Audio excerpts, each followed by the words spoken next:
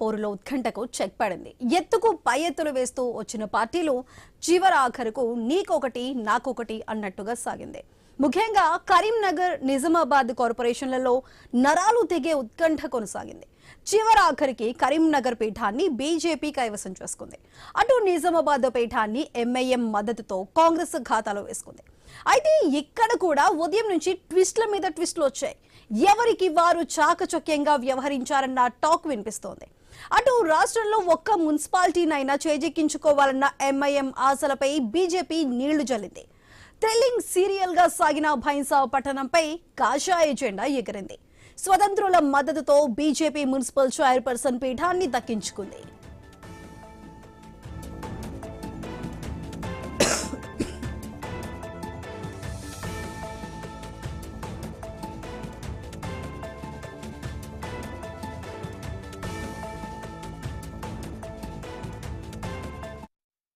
ఇక Nizamabad municipal corporation లోనూ పెద్ద పార్టీగా నిలిచిన బీజేపీకి నిరాశ మిగిలింది. రెండవ స్థానంలో నిలిచిన కాంగ్రెస్ మిత్రపక్షం ఎంఐఎంతో కలిసి మేయర్, డిప్యూటీ మేయర్ పీఠాలను దక్కించుకుంది. నిజామాబాద్ లో కూడా పెద్ద డ్రామానే నడిచింది.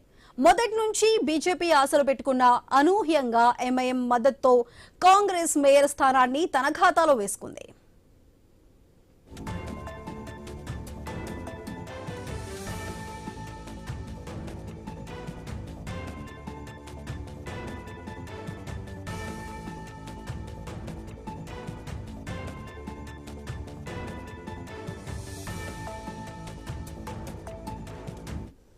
తెలంగాణలో పట్టణ పీఠాల పోరులో ఉత్కంఠకైతే ఎట్టకేలకు చెక్ పడిందని చెప్పాలి. ఎత్తుకు పై ఎత్తులు వేస్తూ వచ్చిన పార్టీలు చివరాఖరికి నీకొకటి నాకొకటి అన్నట్టుగా సాగింది.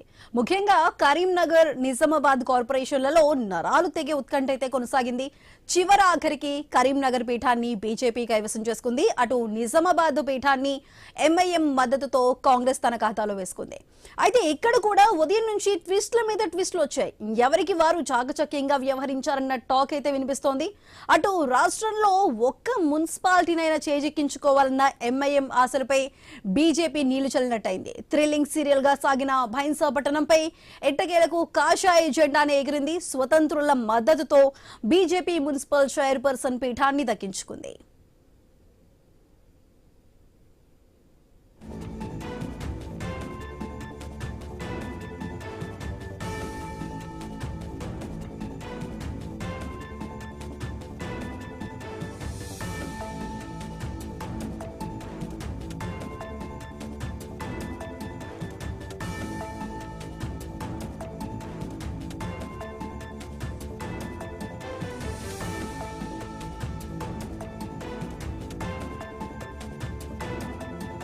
ఇక నిజామాబాద్ మున్సిపల్ కార్పొరేషన్ లోనూ పెద్ద పార్టీగా నిలిచిన బీజేపీకి నిరాశే మిగిలింది.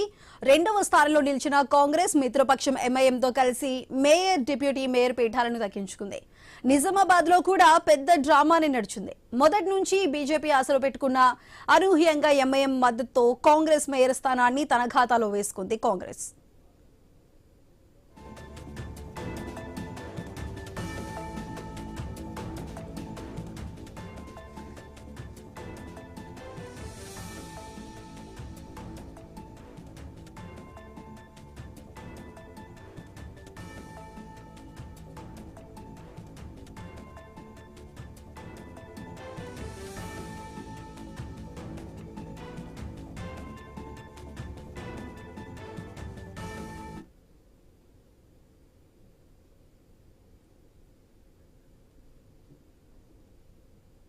తెలంగాణలో పట్టణ పీఠాలకి సంబంధించి ఎట్టకేలకైతే ఉత్కంఠత వీడింది. అయితే దీనికి సంబంధించి ఇప్పుడు మనతో పాటు మాట్లాడడానికి విశ్లేషకులు మన్యం కోటేశ్వరరావు గారు అందుబాటులో ఉన్నారు. కోటేశ్వరరావు గారు నమస్కారం అండి. నమస్తే. కోటేశ్వరరావు గారు, ఉదయం నుంచి ఎంతో ఉత్కంఠగా సాగిన కరీంనగర్ మేయర్ పీఠానికి సంబంధించి ఎట్టకేలకు బీజేపీయే కైవసం చేసుకుంది. బీజేపీ అధిక మెజారిటీ కలిగి ఉన్నా కూడా ఎంతో ఉత్కంఠగా నడిచింది ఈ మేయర్ పీఠానికి సంబంధించి. అదేవిధంగా చివరికైతే బీజేపీ కైవసం చేసుకుంది. దీనికి సంబంధించి మీరు ఏం చెప్తారండి? కరీంనగర్ లో వచ్చినటువంటి సంఖ్యా బలాన్ని చూసినప్పుడు బీజేపీకి అలాంటి అవకాశం ఉంటుంది అనేటువంటిది మొదటి నుంచి ఊహిస్తున్నది. దానికి అనుగుణంగానే జరిగింది. అదేవిధంగా నిజామాబాద్ లో కూడా జరిగినటువంటి ఫలితాన్ని అందరూ ఊహిస్తున్నట్టుగానే అక్కడ కూడా వచ్చింది. అందుకని ఇప్పుడు ఒక కార్పొరేషన్ కాంగ్రెస్ పోయినంత మాత్రానో, లేకపోతే ఒక కార్పొరేషన్ బీజేపీ గెలుచుకున్నంత మాత్రానో రాష్ట్రంలో రాజకీయాలలో పెనుమార్పులు అనేటువంటివి జరిగేటువంటి అవకాశం లేదనేటువంటిది స్పష్టం. అందుకని మిగిలినటువంటి స్థానాల్లో కూడా మరి కొనుగోళ్లు, ప్రలోభాలు లేకపోతే ఇట్లాంటివి కూడా పనిచేసినట్లేదు. అందుకనే కొన్ని చోట్ల వాయిదాలు పడ్డాయి. ఈ వాయిదాలు పడినటువంటివి కూడా మళ్ళా కొనుగోళ్లకి, ప్రలోభాలు, బెదిరింపులు ఇలాంటి వాటన్నింటికి తరలేసేటువంటి అవకాశం ఉంది. ఇది ప్రజాస్వామిక వ్యవస్థకు ఏమాత్రము తగినటువంటి పరిణామం కాదు అనేది మాత్రం చెప్పచ్చు. ఓకే అండి. సో ఇప్పుడు మనతో పాటు మాట్లాడడానికి మా ఆదిలాబాద్ కరెస్పాండెంట్ శ్రీనివాస్ కూడా లైవ్ లో అందుబాటులో ఉన్నారు. శ్రీనివాస్, చెప్పండి, ఆదిలాబాద్ కి సంబంధించి కార్పొరేషన్ అదేవిధంగా మున్సిపల్ చైర్పర్సన్స్ కి సంబంధించిన అప్డేట్స్ ఏంటి?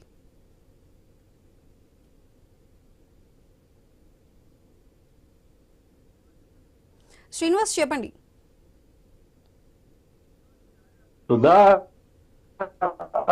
ఇటు ఉమ్మడి ఆదిలాబాద్ జిల్లాకు సంబంధించి అయితే ఉమ్మడి ఆదిలాబాద్ జిల్లాలో 10 మున్సిపాలిటీతో పాటు ఒక కార్పొరేషన్ స్థానానికి అయితే ప్రమాణ స్వీకారాలు అయితే నిర్వహించగా, ఇటు మున్సిపల్ కార్పొరేషన్ స్థానానికి పాటు మరో 7 స్థానాలకు సంబంధించి అయితే పూర్తిగా చైర్మన్, వైస్ చైర్మన్ ఎన్నికలు అయితే జరగా, ఖానాపూర్, కాగజ్ నగర్, క్యాతన్పల్లి మున్సిపాలిటీలకు సంబంధించి కూడా ఇటు అభ్యర్థులు హాజరు కాకపోవడంతో అయితే రేపటికైతే ప్రమాణ స్వీకారాలను అయితే వాయిదా వేసిన పరిస్థితులు అయితే ఉంది. అయితే మొదటి నుంచి కూడా బైన్సా మున్సిపాలిటీ అయితే తెలంగాణ రాష్ట్రంలో కీలకంగా మారిందని చెప్పొచ్చు. ఖచ్చితంగా బైన్సా మున్సిపాలిటీని 5వ సారి కైవసం చేసుకోవడానికి అయితే ఇటు ఎంఐఎం పార్టీ నేతలు అయితే పూర్తిగా వ్యూహాలు అయితే రచించిన పరిస్థితులు అయితే ఉన్నాయి. బైన్సా మున్సిపాలిటీకి సంబంధించి మొత్తం 26 వార్డులు ఉండగా 26 వార్డుల్లో 12 స్థానాలను ఎంఐఎం కైవసం అయితే చేసుకుంది. 7 స్థానాల్లో ఇండిపెండెంట్ అభ్యర్థులు, 6 స్థానాల్లో బీజేపీ, 1 స్థానంలో కాంగ్రెస్ అభ్యర్థి గెలిచిన పరిస్థితులు అయితే ఉన్నాయి. అయితే ఈ స్థానంలో ఖచ్చితంగా మరొకసారి కూడా తామే ఎండా ఎగరవేస్తామంటూ కూడా ఎంఐఎం నేతలు అయితే చెప్పిన పరిస్థితి ఉంది. కానీ ఈ ఎంఐఎం నేతలు ఆ స్థానిక ఎమ్మెల్యే రామారావు పటేల్ పై చేసిన వ్యాఖ్యలతో అయితే ఖచ్చితంగా ఈసారి మున్సిపల్ చైర్మన్ పీఠాన్ని మాత్రం ఇటు బీజేపీ కైవసం చేసుకోవడమా, లేదనుకుంటే ఇండిపెండెంట్ అభ్యర్థులన్నా కైవసం చేసుకునే దిశగా మాత్రమైతే పావులైతే కదిపారు. ఖచ్చితంగా ఈసారి ఆ స్థానాన్ని ఎంఐఎం పార్టీకి మాత్రం దక్కకుండా చేయడానికైతే పూర్తి స్థాయి వ్యూహాలు అయితే రచించారు. దీంతో మహాకూటమితో అంటే ఇటు బీజేపీ తో పాటు ఇండిపెండెంట్ అభ్యర్థులు కలిసి అయితే పూర్తిగా బైన్సా మున్సిపల్ చైర్మన్ స్థానాన్ని అయితే ఇండిపెండెంట్ అభ్యర్థులు అయితే చేజిక్కించుకున్న పరిస్థితులు అయితే ఉన్నాయి. మనం మొదటి నుంచి చెప్పాం, దాదాపుగా ఉమ్మడి ఆదిలాబాద్ జిల్లాలో 10 మున్సిపాలిటీలో కూడా 6 స్థానాల్లో హంగ్ రావడంతో కూడా ఖచ్చితంగా 6 స్థానాల్లోనైతే కింగ్ మేకర్స్ పూర్తిగా ఇండిపెండెంట్ అభ్యర్థులు అవుతారంటూ కూడా మొదటి నుంచి అయితే ఐ న్యూస్ చెప్తూనే వచ్చింది.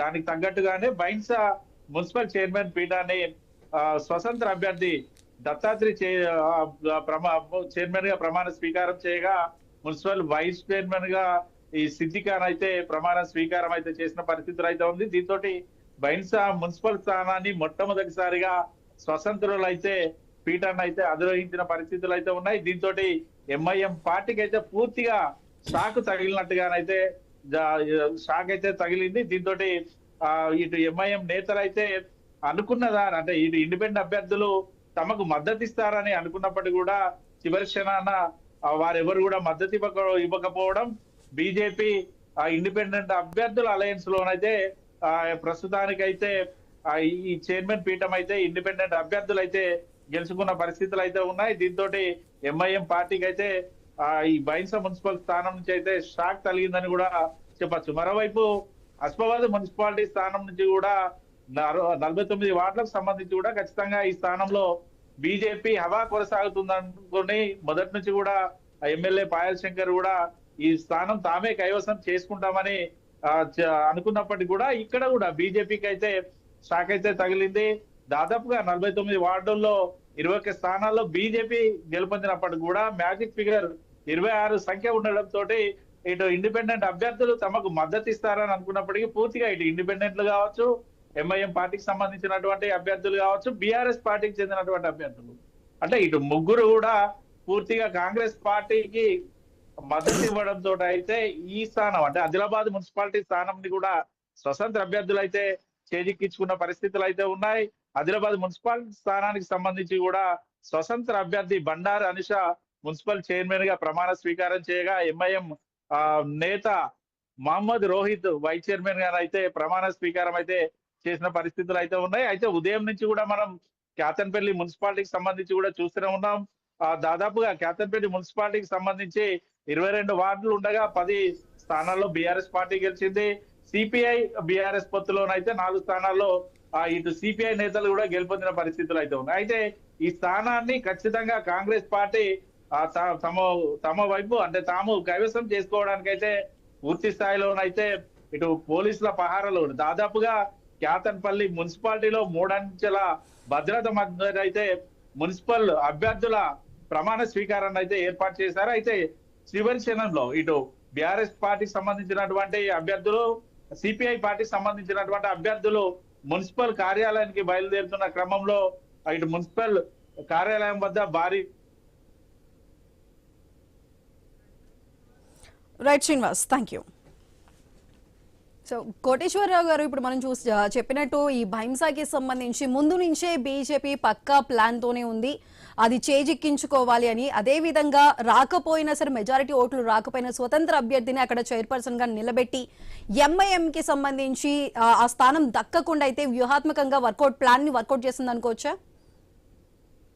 ఖచ్చితంగా భైంసాలో రాష్ట్రంలో ఎక్కడ లేని విధంగా అక్కడ మతపరమైనటువంటి విభజనలు, విద్వేషం అనేటువంటిది ఉన్నది. గతంలో కూడా అనేక ఉదంతాలు జరిగాయి. ఈ నేపథ్యంలో చూసినప్పుడు మజ్లిస్ పార్టీకి వ్యతిరేకంగా స్వతంత్రులకు మద్దతు ఇచ్చి బీజేపీ వ్యూహాత్మకంగా మజ్లిస్ పార్టీ రాకుండా అక్కడ చైర్పర్సన్ స్థానాన్ని రాకుండా చేసింది. ఇది ఏ మేరకు భవిష్యత్తులో ఈ కూటమి లేదా ఇది వీళ్ళు ఇట్లాగే ఉంటారా, లేకపోయేట్లయితే మళ్ళా దీనిలో లుక్లకలు ఇవన్నీ జరుగుతాయా, లేకపోతే మజ్లిస్ పార్టీ కూడా దీనికి కౌంటర్ గా మళ్ళా ఏమైనా అవిశ్వాస తీర్మానం కొంతమంది స్వతంత్రులను కూడగట్టుకొని ఆ స్వతంత్రులనే మళ్ళా తిరిగి మేము పదవిస్తామనే పేరుతోటి ఏమైనా చేస్తుందా లేదా అనేటువంటిది చూడాల్సింది. ఈ విధంగా రంగు ఏర్పడినప్పుడు ప్రలోభాలతోటి లేకపోతే ఇంకో విధంగా ప్రత్యర్థి పార్టీలు కావచ్చు, స్వతంత్రులు కావచ్చు ఆకర్షించి చేసినటువంటి చోట్ల ఒక అస్థిరమైనటువంటి పరిస్థితులు కూడా ఏర్పడేందుకు అవకాశం ఉన్నాయి. ఏమైనప్పటికీ అటువంటి పరిణామాలకి అన్ని పార్టీలు లేదా వ్యక్తులు కూడా సిద్ధపడాల్సి ఉంటుంది. ఈ విధమైనటువంటి మరి ఏ కారణంతో స్వతంత్రులు బీజేపీతో చేతులు కలిపారు, లేదా బీజేపీ వ్యూహాత్మకంగా మజ్లిస్ను అడ్డుకోవటానికి ఖచ్చితంగా బీజేపీ అనుసరించినటువంటి వ్యూహం అది స్వతంత్రులకు బీజేపీ లొంగిపోయినట్టుగా కనిపిస్తా ఉంది తప్ప స్వతంత్రులు బీజేపీకి లొంగినట్టుగా దీన్ని మనం వర్ణించడానికి వీల్లేదు. అందుకనే అస్థిరతకు నాంది పలికినట్టుగా ఇట్లాంటి చోట, అది భైంస కావచ్చు లేదా ఇతరత్ర హంగు ఏర్పడినటువంటి చోట్ల కావచ్చు అనేది చెప్పుకోవచ్చు. కోటేశ్వరరావు గారు, ఇక నెక్స్ట్ నిజామాబాద్ మున్సిపల్ కార్పొరేషన్ చూసుకున్నట్లయితే బీజేపీ పెద్ద పార్టీగా ఉన్నప్పటికీ, మెజారిటీ ఉన్నప్పటికీ కూడా అక్కడ నిజామాబాద్ లో అయితే నిరాశ మిగిలిందని చెప్పుకోవాలి. అయినా సరే అంటే బీజేపీ ఇంకొంచెం పోటీకి నిలబడి ఉంటే బాగుంటుంది అనుకోవచ్చా, లేదంటే కావాలని వదులుకుంది అనుకోవచ్చా? కావాలని వదులుకుందంటే ఇప్పుడు బీజేపీ కావాలని వదులుకోదు, ఎందుకంటే దానికి సాధ్యం కాక వదిలేసింది తప్ప. ధర్మపురి అరవింద్ గారు నిన్ననే చెప్పేశారు, మేము అవసరమైతే మేము ప్రతిపక్షంలో కూర్చుంటామని చెప్పేశారు. అందుకని అక్కడ ఉన్నటువంటి సంఖ్యలు దాన్ని బట్టి ఏదైనా నిర్ణయాలు జరుగుతాయి తప్ప ఏదో త్యాగం చేసిందనో లేకపోతే ఉన్నతమైనటువంటి రాజకీయాలకు బీజేపీ పాల్పడిందనో లేదా మరొక పార్టీ పాల్పడిందనో ఆ విధంగా మనం కంక్లూజన్స్ కి రాక్కర్లేదు. సాధ్యం కాకనే వదిలేసుకున్నారనేటువంటిది స్పష్టం. ఇక కోటేశ్వరరావు గారు, ఓవరాల్ గా ఈ మున్సిపల్ కార్పొరేషన్, మున్సిపల్ చైర్పర్సన్స్ ఎన్నికలకి సంబంధించి కాంగ్రెస్ అయితే ఇప్పుడు ప్రజల దగ్గర నుంచి, అంటే ఈ 2 ఏళ్ల పాలనకి సంబంధించి ప్రజల దగ్గర నుంచి మద్దతు లభించినట్టు అనుకోవచ్చు అండి? మద్దతు లభించడం అంటే స్థానిక సంస్థల ఎన్నికలకి లేదా ప్రభుత్వ పాలన మీద అభిప్రాయానికి భిన్నమైనటువంటి వాతావరణం ఉంటుంది. ఎందుకంటే స్థానిక సంస్థల్లో ఆయా అభ్యర్థులు లేకపోతే స్థానిక సమస్యలు ఇవి ప్రధానమైనటువంటి పాత్ర పోషిస్తాయి. అవి పంచాయతీలైనా, మున్సిపాలిటీలైనా, లేదా రేపు మండలాలైనా కానీ. అసెంబ్లీ ఎన్నికలు అనేటువంటివి లేదా ప్రభుత్వం మీద తీర్పు అనేటువంటిది అది విధానాలు లేదా కోటేశ్వరరావు గారు అమలు ఒక్క నిమిషం అండి. ఇప్పుడు మనతో పాటు మాట్లాడడానికి కాంగ్రెస్ నుంచి మాజీ మంత్రి గారు పుష్పలీల గారు అందుబాటులో ఉన్నారండి. పుష్పలీల గారు నమస్కారం అండి. పుష్పలీల గారు, నిజామాబాద్ లో కాంగ్రెస్ పార్టీ అయితే మేయర్ పీఠాన్ని కైవసం చేసుకుంది. దీనికి సంబంధించి మీరేం చెప్తారండి? ఇప్పుడు ప్రజలు 110% కాంగ్రెస్ గురించి వీళ్ళు ఎన్ని చెప్పినా అపోజిషన్ పార్టీ వాళ్ళు బీజేపీ కానీ బీఆర్ఎస్ కానీ ప్రజలకు ఒక కాన్ఫిడెన్స్ వచ్చింది. ఎప్పుడు జరగనివన్నీ కూడా మీరు ఒక్కటే ఎగ్జాంపుల్ ఏమీ అవసరం లేదండి. రేషన్ కార్డు ఈ 11 సంవత్సరాల కాలం లోపల అంటే ఇంతవరకు ఎవరికి ఇవ్వలేని రేషన్ కార్డును మళ్ళీ తిరిగి పొందారు అందరు కూడా. అదొక గొప్ప అచీవ్మెంట్. ప్రజలకు నిజంగా కూడా ఒక నమ్మకం ఏర్పడింది. ఇప్పుడు బస్ పెట్టినప్పుడు ఇదేం పథకము అన్నారు, కానీ మహిళలు కూడా చాలా వరకు కూడా కాన్ఫిడెన్స్ తో ఉన్నారు. ఎవరికి అర్థమైపోయింది, ఎందుకంటే ఎవరైతే మాటలు చెప్పడంగా చేస్తారు అని. అరవింద్ లాంటి వాళ్ళు మాట్లాడడం, అహంభావమైన మాటలు మాట్లాడడం, ఆయన వెళ్ళి పోలింగ్ బూత్లకు వెళ్ళి ఆ రకంగా ఆఫీసర్ల మీద అజమాయిషి చెలాయించడం, ఇవన్నీ కూడా వాళ్ళు మాట్లాడడానికి అంటే ఒక సీనియర్ కాకపోయినా ఆయన ఏదో గాల్లో వచ్చేసి ఒక ఎంపీ అయిపోయాడు అంతే. ప్రజలతో సంబంధాలు వాళ్ళ నాన్నగారి రెఫరెన్స్ తో వచ్చిన వాళ్ళ నాన్నగారి లాగా బిహేవియర్ లేదు. పోనీ ఆయన ఏదైనా ప్రజలతో మంచిగా ఎప్పుడైనా ఉంటాడా అంటే పాజిటివ్ వైపు లో ఎప్పుడు ఉండదు. చాలా ఏంటంటే అసలు ఆ బీజేపీ పార్టీలో కొంతమంది వ్యక్తుల్లో ఈయన ఒక 4-5 ఉన్నారు. అతి అహంభావం అన్నమాట. కనీసం నమస్కారం పెడితే కూడా తీసుకోలేని సంస్కారం లేని వ్యక్తులు వీళ్ళంతా. వీళ్ళు బీజేపీ పార్టీలో ఎంపీ అనగానే ఇక జీవితకాలంలో వీళ్ళు ఉంటారనుకుంటున్నారు. కాదు, ఇది అయిపోయింది. ఇప్పుడు దీనితో మరి అరవింద్ దీనికి సమాధానం ఏం చెప్తాడో, వాళ్ళ ప్రజలకు ఏమైనా కూడా అంటే వస్తే ఒక రకంగా రాకపోతే ఇంకొక రకంగా అనేది మాట్లాడడం అనేది చాలా ఇది. అసలు ఆయన మాటలన్నీ కూడా వింటా ఉంటే ఒకరి పదవి పైన బీఆర్ఎస్ కున్న కేటీఆర్ అహము తగ్గలేదు. అలాగే చీటింగ్ చేసిన హరీష్ మాటలు, జనాలు ఇన్ని తప్పులు చేసి మళ్ళీ దాన్ని ఏ రకంగా మాట్లాడుతున్నారో అది చూశారు. తర్వాత ఇప్పుడు జరుగుతున్న రిజల్ట్ ఏవి కూడా చూసినా కూడా వీళ్ళకి ఎలాంటి కూడా పూర్తి లెవెల్లో ప్రజల నుంచి కూడా మేము వస్తాము రాబోతామని బీఆర్ఎస్ అయితే అసలు అనుకున్న దానికంటే అసలు సంఖ్య 100% రావాలి కదా కాంగ్రెస్ కి అంటున్నారు.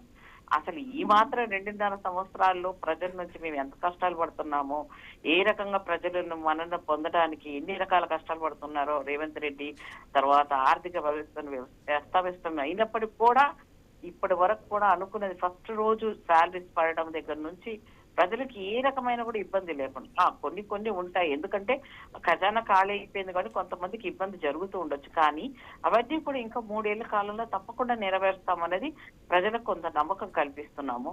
కల్పించడమే కాదు, వాగ్దానం చేసినా 100% చేస్తాము. మరి మా అధిష్టానం కూడా రేవంత్ రెడ్డి గారిని అప్రిషియేట్ చేయడము, అలాగే మా మహేష్ గౌడ్ గారిని కూడా లీడర్షిప్ ను అప్రిషియేట్ చేయడం, కార్యకర్తలను అప్రిషియేట్ చేయడం చూశారు కదా మీరు. మరి వీళ్ళకి ఇంత బాగా లీడర్షిప్ ఉంటే అటు అరవింద్ గాని, ఇటు కేటీఆర్ గాని, హరీష్ గాని, బీఆర్ఎస్ పార్టీ గాని వాళ్ళు ఏంటంటే వాళ్ళు ప్రజలతో ఎలా బిహేవ్ చేస్తారు ఒక్కసారి ఆ నిజామాబాద్ లో వెళ్ళి చూడండి. వాడు వీడు ఏంట్రా ఆ నడకలోనే ఆ అహంభావం ఏంటండి, ఎంత తక్కువ అడుగుంటే ఆ ప్రజల్లో అంత బాగుంటారు. కానీ వీళ్ళు ఏం లేదు, పదవి పోయినా కూడా ఇంకా బీఆర్ఎస్ వాళ్ళు అదే లెవెల్లో అహంకారంలో ఉన్నారు. అలాగే అరవింద్ అయితే ఇక అసలు మోదీ తప్ప ఇంకా నేనే మోదీని అన్నట్టుగా బిహేవ్ చేస్తారు. సో ఇవన్నీ కూడా వాళ్ళు చేసుకున్న తప్పుల వల్లనే, వాళ్ళ బిహేవియర్ వల్లనే వాళ్ళకి ఆ రిజల్ట్ వచ్చిందని నేను నమ్ముతున్నాను ఒక సీనియర్ నాయకురాలుగా. అలా మాట్లాడడం, అలా బిహేవ్ చేయడం అనేది మేము ఎప్పుడు చేయలేదు. అలా జనాలతో ఎంత సాత్వికంగా ఏదొచ్చినా కూడా యాక్సెప్ట్ చేసే మెంటాలిటీలో ప్రజా నాయకులు ఉండాలి. కానీ గెలిస్తేనేమో ఒక పద్ధతి, ఓడిపోతే ఇంకో పద్ధతి, అధికారంలో ఉన్నారు కాబట్టి వాళ్ళు అన్ని చేశారు కదా అని చెప్పడం అనేది చాలా చాలా తప్పండి. ప్రజలకు ప్రజాస్వామ్యాన్ని అపహాస్యం చేసినట్టు వీళ్ళు మాట్లాడుతున్నారు. కానీ ఇది కరెక్ట్ కాదు. ప్రజలు చేసిన నిర్ణయం ఏదైనా అది కరెక్ట్ అని మేము నమ్ముతున్నాం. ఓకే పుష్పలీల గారు, థ్యాంక్ యూ సో మచ్ అండి. సో కోటేశ్వరరావు గారు, ఇప్పుడు ఓవరాల్ గా ఈ మున్సిపల్ ఎన్నికలకి సంబంధించి వచ్చిన ఈ ఫలితాలు ఎటువంటి ప్రభావం చూపించబోతున్నాయండి రానున్న 2.5 ఏళ్లకు సంబంధించి? రానున్న 2.5 సంవత్సరాల్లో రేపు మార్చి నెలలో మండల పరిషత్తు, జిల్లా పరిషత్ ఎన్నికలు కూడా జరగబోతున్నాయి. ఆ ఎన్నికల్లో కూడా నా అభిప్రాయం ప్రకారం కాంగ్రెస్ ఇదే విధమైనటువంటి మెజారిటీని కొనసాగించేందుకు అవకాశాలు ఉన్నాయి. దీన్ని చూపించి ప్రజల మద్దతు మాకు ఉన్నది అని చెప్పుకోవడానికి కాంగ్రెస్ కి ఒక వాయిస్ దొరికింది అనేటువంటిది స్పష్టంగా కనిపిస్తా ఉంది. బీఆర్ఎస్ పార్టీ కూడా మొత్తం అంతా కూడా లోక్సభ ఎన్నికల్లో దానికి వచ్చినటువంటి ఓటింగ్ అవన్నీ చూసిన తర్వాత ప్రత్యామ్నాయంగా బీజేపీ చెప్పుకుంది. కానీ ఈ ఎన్నికలు అంటే పంచాయతీ ఎన్నికలు కానీ లేకపోతే ఈ మున్సిపల్ ఎన్నికల్లో కానీ బీఆర్ఎస్ పార్టీ 2వ పొజిషన్ లో ఉన్నది, బలంగానే ఉన్నది అనేటువంటిది కూడా స్పష్టమైంది. అదే కాదు, కొన్ని ప్రాంతాల్లో కాంగ్రెస్ తోటి ఢీ అంటే ఢీ కొనేటువంటి స్థితిలో కూడా ఉంది అనేది కొన్ని చోట్ల వచ్చినటువంటి ఫలితాలు స్పష్టం చేస్తున్నాయి. మొత్తంగా చూసినప్పుడు కాంగ్రెస్ కి మెజారిటీ వార్డులు లేదా మెజారిటీ మున్సిపల్ చైర్పర్సన్స్ స్థానాలు దక్కినప్పటికీ అదేమి ఓవర్ హెల్మింగ్ కాదు అనేటువంటి అంశాన్ని కాంగ్రెస్ పార్టీ నాయకులు గమనంలో ఉంచుకొని దానికి అనుగుణంగా వ్యవహరించకపోయేట్లయితే రేపు మండల పరిషత్తు, జిల్లా పరిషత్ ఎన్నికల్లో గట్టి దెబ్బ తగిలేటువంటి అవకాశం కూడా లేకపోలేదు. అందువలన ఇది 3 పార్టీలకి, ఒకటేమో బీజేపీకి ఒక విధంగా చెప్పాలంటే చావు దెబ్బ. కరీంనగర్ పీఠాన్ని గెలుచుకున్నంత మాత్రాన కరీంనగర్ ప్రాంతంలో రేపు జిల్లా పరిషత్ ఎన్నికలు ఇవన్నీ కూడా వస్తాయి, మండలాలు వస్తాయి. మరి వాటిల్లో ఏ విధమైనటువంటి సత్తా చూపుతారు ఏమిటి, స్థానికంగా అయినా కొన్ని ప్రాంతాల్లో అయినా చూడాలి. ఈ ఎన్నికల వరకు అయితే అది ఎన్నికలకు ముందు ఆ పార్టీ నాయకులు చెప్పినటువంటి మాటలు లేదా ఆ పార్టీ ప్రతినిధులు వివిధ ఛానళ్ల చర్చల్లో చేసినటువంటి ఈ సవాళ్ళు ఇటువంటివన్నీ కూడా చూసినప్పుడు ఖచ్చితంగా దానికి బాగా దెబ్బతిన్నటువంటి పార్టీ ఏదైనా ఉందంటే బీజేపీ అనేటువంటిది స్పష్టం. అందుకని రేపు అధికారం మాదే అని చెప్పుకోవచ్చు. కానీ అలా చెప్పుకున్నట్లయితే దాని క్రెడిబిలిటీ ఇంకా దెబ్బతినేటువంటి అవకాశం ఉందనేది నేను ఈ సందర్భంగా చెప్పదలుచుకున్నాను. ఓకే కోటేశ్వరరావు గారు, థ్యాంక్ యూ సో మచ్ అండి. సో ఎట్టకేలకు తెలంగాణ మున్సిపల్ పట్టణ పీఠాలకి సంబంధించిన ఉత్కంఠకైతే తెరపడిందని చెప్పాలి. అటు నిజామాబాద్ ని కాంగ్రెస్ పార్టీ కైవసం చేసుకుంది, ఇటు కరీంనగర్ ని బీజేపీ అయితే కైవసం చేసుకుంది. రానున్న కాలంలో వీటి ప్రభావం ఏ విధంగా ఉండబోతుందో తేలనుంది. ఇది వాళ్ళ question hour. Keep watching I news.